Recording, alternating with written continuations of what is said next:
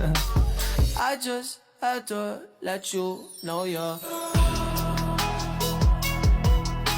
She a happy baby boo. She a happy baby boo. Om Swastiastu. Perkenalkan, nama saya Ferdi. Saya adalah seorang mahasiswa Prodi Informatika Fakultas Sains dan Teknologi Universitas Hindu Negeri Igusti Bagus Sukriowo Denpasar. Nah, hari ini kita akan membahas satu pilar utama yang menjadi tulang punggung infrastruktur digital di era modern, yaitu cloud computing. Kita tidak hanya akan melihat apa itu cloud, tetapi juga membedah bagaimana mekanismenya bekerja di balik layar, model layanan yang tersedia, hingga strategi mitigasi risiko yang krusial untuk memastikan sistem kita tetap aman dan andal. Cloud computing, cara kerja, model operasional, analisis risiko, dan arsitektur berlapis. Jadi ini adalah topik utama kita yang akan kita bahas mulai dari sisi teknis cara kerja, pembagian model layanan, tantangan keamanan, hingga susunan struktur lapisan sistem cloud. Berikutnya yaitu latar belakang. Cloud computing merupakan evolusi dari komputasi lokal menuju sistem terdistribusi berbasis internet. Jadi kita beralih dari penyimpanan semua data atau software di komputer pribadi atau lokal ke server internet agar bisa diakses kapan saja dan di mana saja. Kemudian teknologi ini menyediakan sumber daya komputensi seperti server, storage, database, dan aplikasi secara on demand. Jadi kita bisa menyewa kapasitas komputer hanya saat dibutuhkan saja. Tidak perlu menyediakan kapasitas penuh terus-menerus. Kemudian model ini mengurangi kebutuhan investasi infrastruktur fisik. Jadi perusahaan tidak perlu lagi mengeluarkan uang dalam jumlah besar untuk membangun gedung data center sendiri. Kemudian pemahaman arsitektur penting untuk menghindari risiko keamanan dan operasional. Jadi arsitektur yang kokoh berfungsi sebagai fondasi utama agar layanan cloud tetap stabil meski menghadapi beban kerja yang tinggi. Berikutnya adalah rumusan masalah.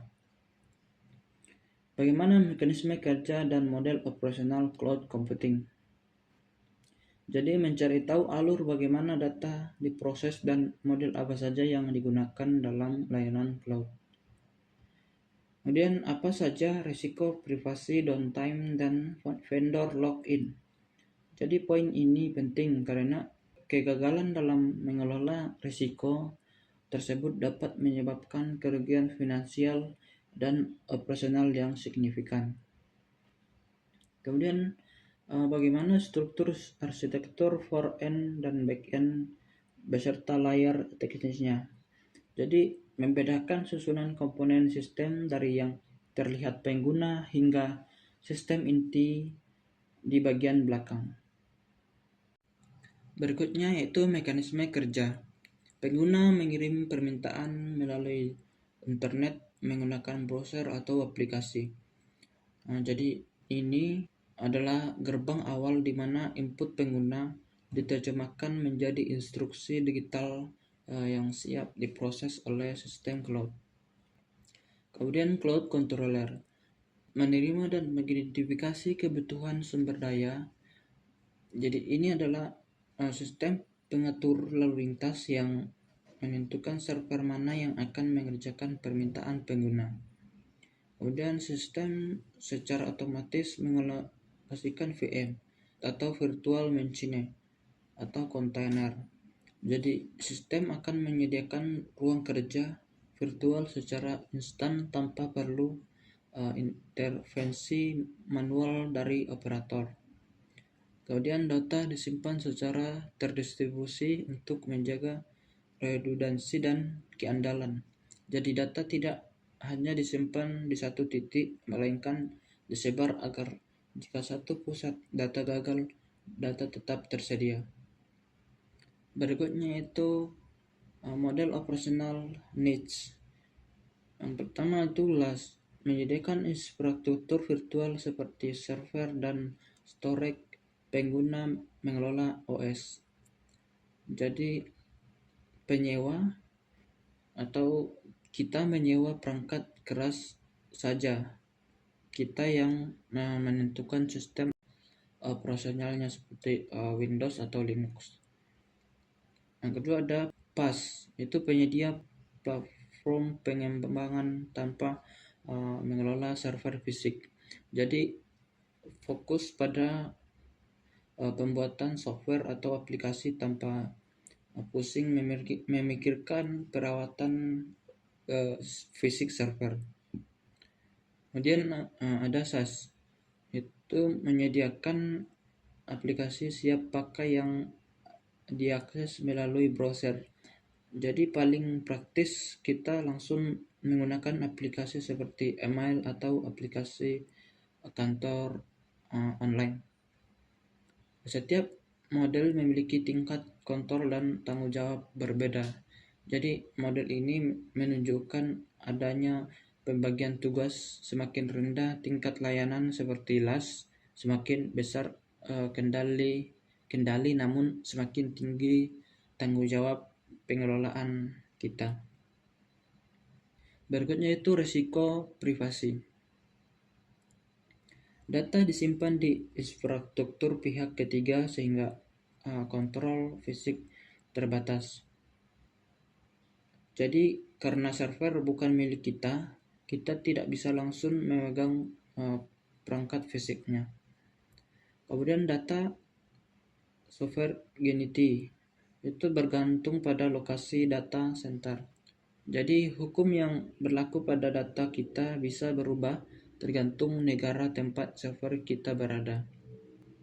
Kemudian risiko kesalahan konfigurasi dapat menyebabkan kebocoran data. Jadi pengaturan permission atau akses yang terlalu terbuka sering menjadi celah utama bagi peretas untuk mengakses informasi sensitif. Kemudian mitigasi, enkripsi atau integrasi multifaktor dan kontrol akses berbasis peran. Jadi mitigasi ini menciptakan lapisan pertahanan tambahan agar dapat tetap aman meski infrastruktur utama terganggu. Berikutnya yaitu downtime dan ketersediaan layanan. Cloud sangat bergantung pada konektivitas internet dan stabilitas data center. Jadi kualitas bandwidth dan latensi jaringan menjadi faktor penentu utama kenyamanan akses layanan cloud. Kemudian gangguan listrik atau serangan cyber dapat menyebabkan layanan berhenti. Jadi serangan Distributed Denial of Service atau DDoS itu adalah contoh nyata bagaimana serangan cyber dapat menghentikan akses layanan secara tiba-tiba. Kemudian single point of failure menjadi ancaman serius. Jadi jika suatu titik vital gagal, maka seluruh sistem bisa lumpuh total. Kemudian mitigasi availability, backup, dan disaster recovery. Jadi strategi ini dirancang untuk memastikan kesinambungan bisnis atau bisnis community agar tetap dapat dipulihkan setelah insiden. Berikutnya yaitu vendor lock-in. Ketergantungan pada suatu penyedia layanan cloud. Jadi situasi ini membatasi data tawar pengguna dalam negosiasi harga atau pembaruan layanan di masa depan. Kemudian penggunaan API proprietary menyulitkan migrasi. Jadi karena sistem penyediaan unik itu memindahkan data ke tempat lain jadi sulit dilakukan. Kemudian biaya dan eh, kompleksitas perpindahan sangat tinggi. Jadi selain biaya, reforming dapat potensi downtime selama proses migrasi data yang bisa mengganggu operasional. Kemudian strategi mitigasi standar terbuka dan pendekatan multi cloud. Jadi pengguna teknologi kontainer seperti Docker atau Kubernetes dapat membantu meminimalisir ketergantungan pada satu vendor spesifik. Berikutnya itu arsitektur cloud computing. Arsitektur cloud terbagi menjadi dua bagian utama, yaitu front-end dan back-end. Jadi pemisahan ini memungkinkan pengembang untuk memperbarui tampilan tanpa mengganggu proses kompetensi berat di pusat sistem. Yang pertama itu front-end, itu berhubungan langsung dengan pengguna. Dan back-end sistem inti yang dikelola penyedia layanan. Berikutnya itu front-end platform. UI atau user interface berupa dashboard berbasis web atau aplikasi mobile. Jadi antarmuka yang intuitif sangat penting agar pengguna dapat mengelola sumber daya cloud dengan mudah. Aplikasi client, aplikasi terinstall di perangkat pengguna. Jadi aplikasi ini berfungsi sebagai penghubung lokal yang mengoptimalkan tampilan data server cloud. Kemudian browser sebagai media utama akses SaaS. Jadi browser berperan sebagai klien universal yang tidak memerlukan instalasi perangkat lunak khusus. Kemudian ada front-end, bertugas mengirim dan menerima data dari cloud.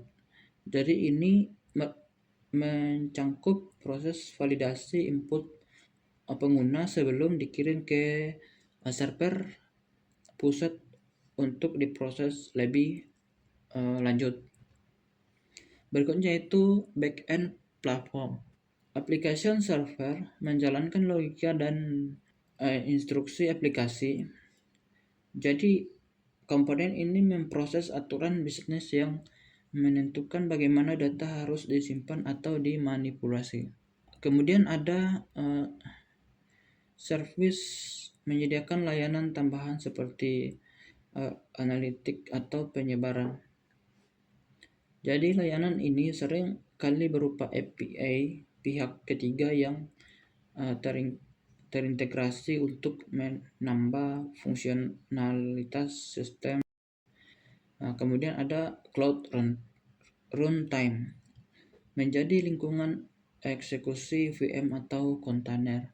Jadi lingkungan ini menyediakan isolasi sumber daya sehingga aplikasi bisa berjalan stabil tanpa gangguan dari aplikasi lainnya. Kemudian ada storage, menyimpan data dalam skala besar dan terdistribusi. Jadi penyimpanan ini bersifat scalable, artinya kapasitas dapat ditambah secara otomatis seiring pertumbuhan data pengguna. Kemudian ada manajemen sistem, itu mengatur alokasi sumber daya dan monitoring. Jadi sistem ini memberikan data real time mengenai kesehatan server dan platform aplikasi kepada administrator. Berikutnya itu arsitektur berlapis cloud. Physical layer, server fisik, jaringan, dan sistem pendingin data center. Jadi lapisan ini adalah infrastruktur yang membutuhkan manajemen suhu dan daya listrik yang sangat presisi agar tetap awet. Kemudian virtualization layer, hypervisor, dan mesin virtual.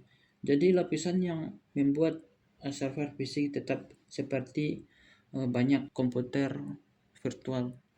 Kemudian ada platform layer, Sistem operasi dan malware. Jadi malware di sini berfungsi sebagai jembatan komunikasi antara aplikasi yang berjalan di atas sistem operasi. Kemudian application layer. Aplikasi dan layanan yang digunakan pengguna. Jadi ini adalah lapisan yang memberikan nilai bisnis langsung kepada pengguna akhir. Oke, kesimpulan itu cloud menawarkan efisiensi dan skalabilitas tinggi, namun risiko seperti privasi, downtime, dan vendor lock-in harus dimitigasi dengan pemahaman arsitektur yang tepat. Oke, demikian materi mengenai cloud computing, mulai dari mekanisme kerja, model operasional, analisis risiko, hingga struktur arsitektur berlapis. Sebagai penutup, penting untuk kita garis bawahi bahwa cloud computing adalah fondasi infrastruktur digital modern yang menawarkan efisiensi dan skalabilitas tinggi. Namun keberhasilannya sangat bergantung pada bagaimana kita memitigasi risiko keamanan serta memahami struktur arsitektur yang kita gunakan. Semoga materi ini bermanfaat bagi kita semua. Sampai ketemu di pembahasan selanjutnya. Saya tutup dengan Paramasanti. Santi.